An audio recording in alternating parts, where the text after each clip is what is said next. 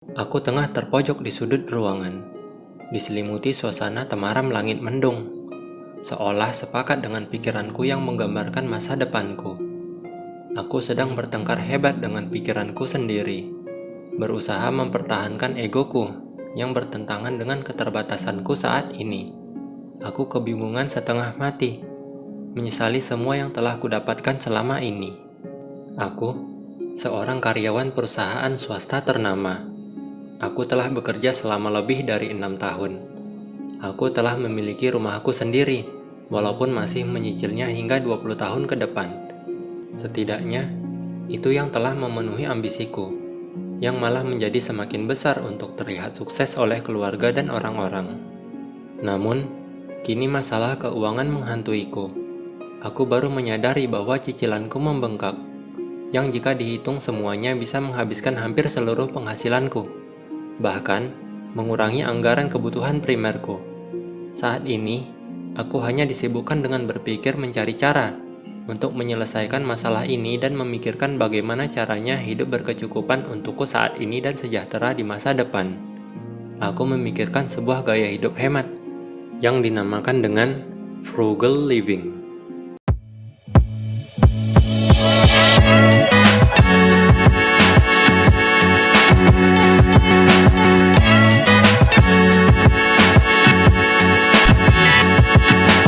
Frugal living bisa diartikan sebagai gaya hidup hemat, sebuah konsep di mana secara sadar dan bijak mengambil keputusan dalam mengelola pengeluaran dan fokus pada sejumlah prioritas keuangan.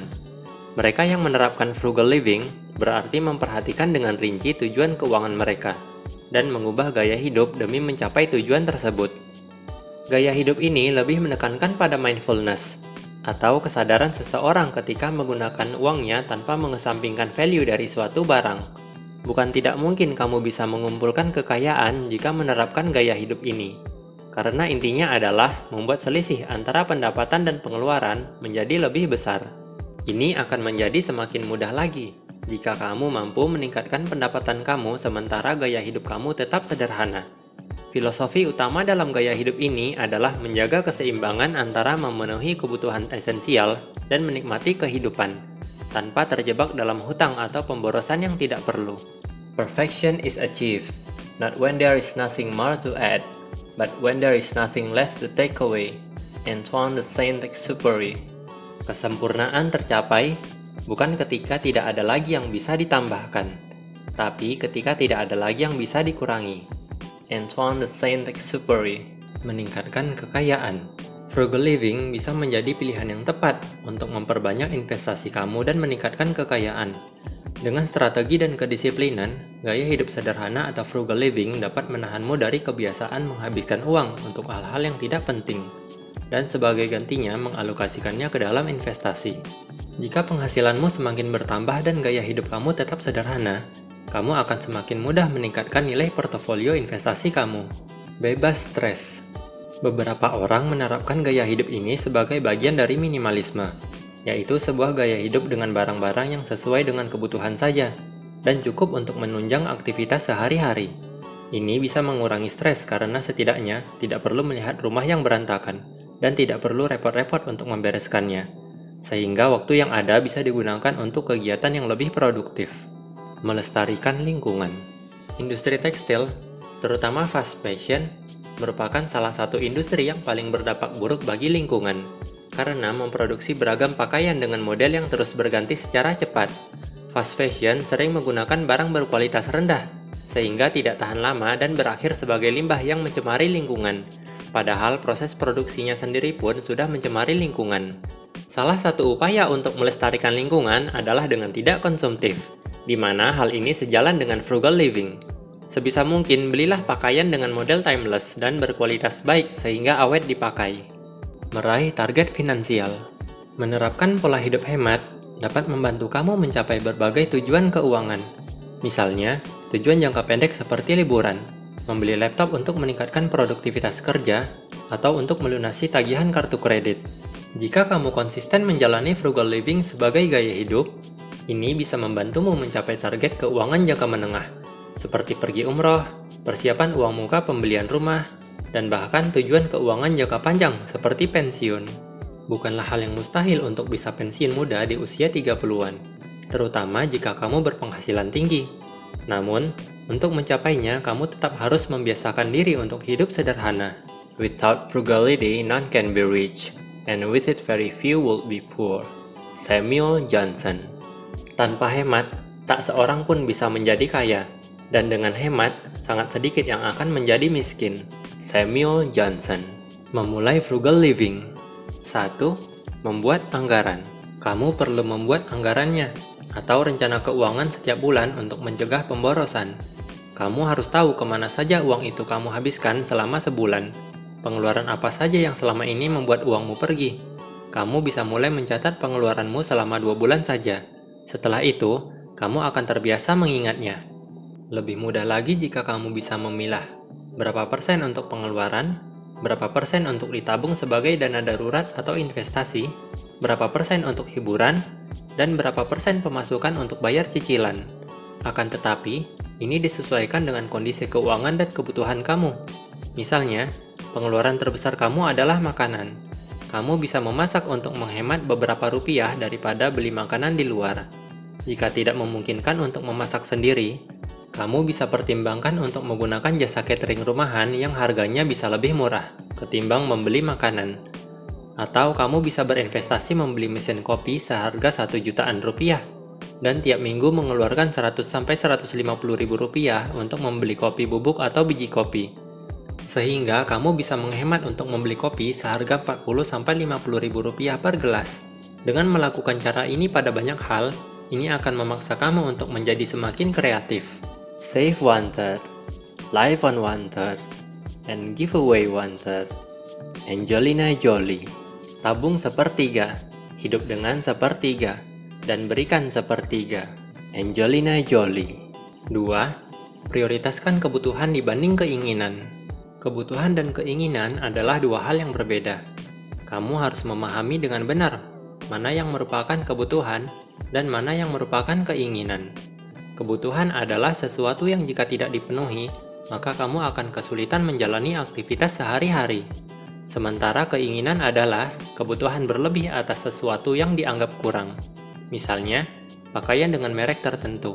Kamu harus bisa mengutamakan kebutuhan daripada memenuhi keinginanmu. Dengan memahami ini, kamu dapat menghindari kesulitan keuangan kalau ternyata masih ada kebutuhan yang belum terpenuhi.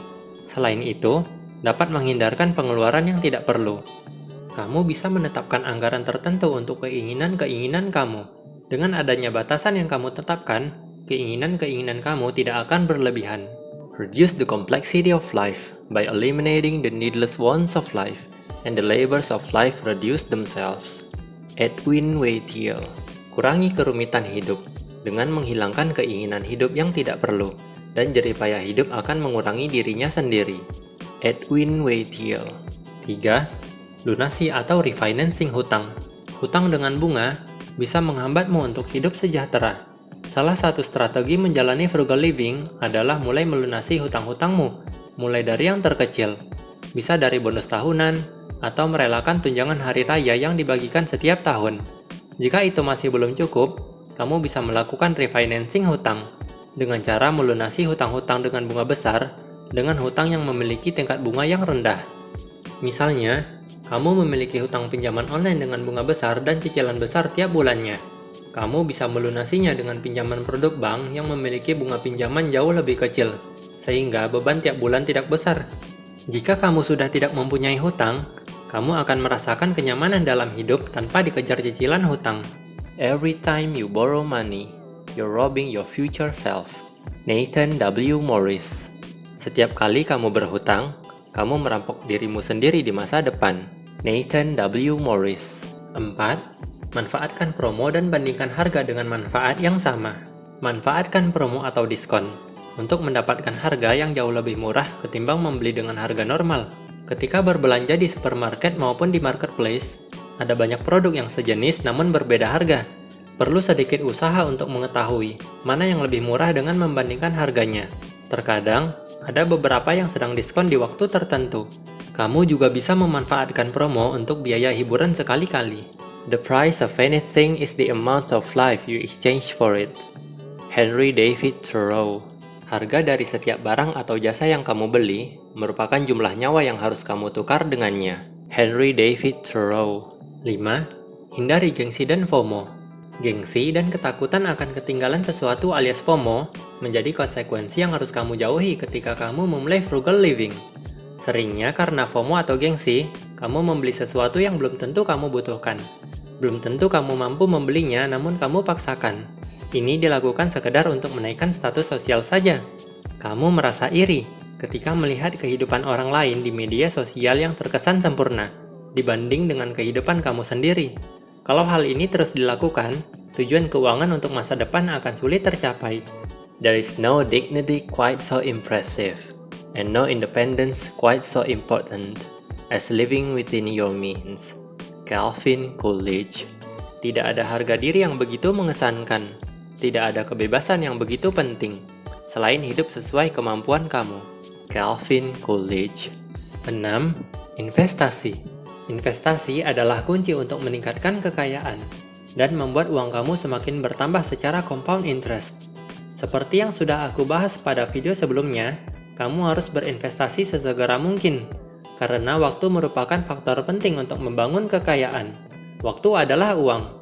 Jika kamu ingin berinvestasi saham dengan mengandalkan kemampuan analisis kamu, jangan sampai kamu melakukan spekulasi berlebihan dalam investasi, hanya karena ingin mendapatkan keuntungan dengan cepat. Pelajari bagaimana cara menganalisis suatu saham. Jangan sampai kamu hidup frugal, tapi investasinya jadi boncos karena spekulasi. Becoming wealthy is not a matter of how much you earn. It is a matter of managing your money properly. Noel Whittaker. Kaya bukanlah tentang seberapa banyak uang yang kita peroleh, melainkan tentang seberapa baik kita mengelola uang tersebut. Noel Whittaker. Don't think money does everything, or you are going to end up doing everything for money. Voltaire. Jangan berpikir uang melakukan segalanya, atau kamu akan melakukan segalanya demi uang. Voltaire.